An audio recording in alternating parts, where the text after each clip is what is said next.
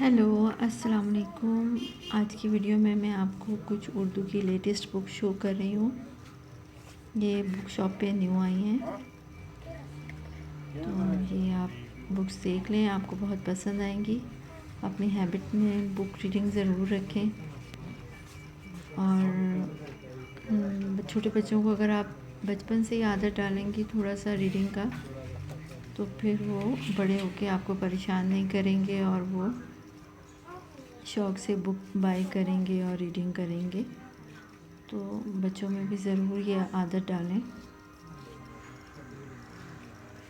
اور half hour ان کو دیا کریں اسٹوری بکس پڑھنے کے لیے۔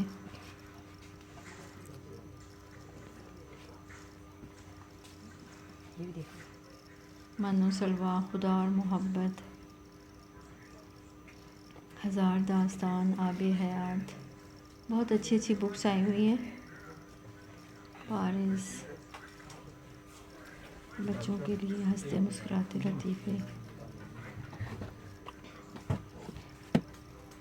امید ہے میری ویڈیو پسند ضرور آئے گی۔ شکریہ ویڈیو دیکھنے کے لیے۔